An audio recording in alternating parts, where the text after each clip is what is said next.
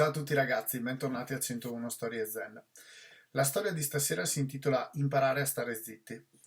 Gli allievi della scuola di Tendai solevano studiare meditazione anche prima che lo Zen entrasse in Giappone.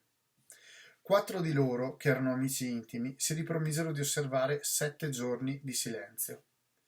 Il primo giorno rimasero zitti tutti e 4. La loro meditazione era cominciata sotto buoni auspici. Ma quando scese la notte e le lampade a olio cominciarono a farsi fioche, uno di loro disse a un servo: Regola quella lampada.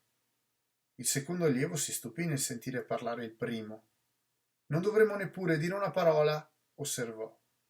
Siete due stupidi, perché avete parlato? Disse così il terzo. Io sono l'unico che non ha parlato, concluse il quarto. Questa storia è molto efficace e ci insegna come la superbia, in questo caso di dimostrare che si è migliori di qualcun altro e che non si fanno gli errori e che si può rimproverare qualcuno, è un totale errore e ricade alla pari dell'errore più semplice che era quello di parlare in questa storia.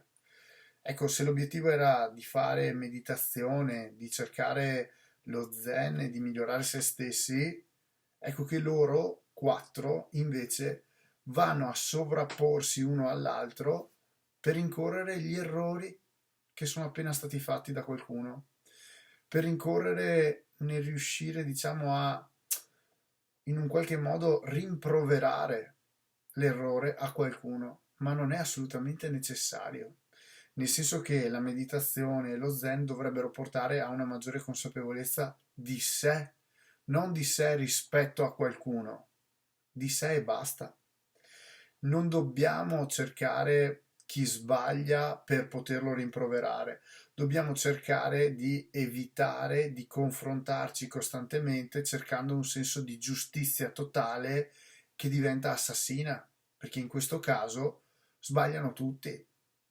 Ecco, il discorso poi di voler dimostrare dicendo, ad esempio l'ultimo, io sono l'unico che non ha parlato, è la prova inconfutabile di quanto l'uomo sia stupido in un certo senso, poiché va alla ricerca di una supremazia sugli errori di qualcun altro, di un degrado parlando male o alle spalle di qualcun altro.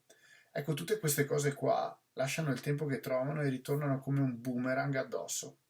Quindi, secondo me, vale la pena di rifletterci sopra e forse imparare come consiglia il titolo. Imparare a stare zitti, a vedere cosa viene fatto e non cosa non viene fatto, ma soprattutto imparare a migliorare se stessi e imparare a educare sé, perché questo è il compito che la vita ci offre.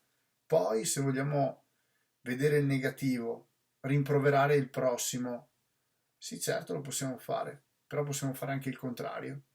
Quindi tanta attenzione perché tutto ciò che andiamo a dare ci può tornare indietro. Se diamo bene, riceviamo bene. Se diamo male, ritorna male.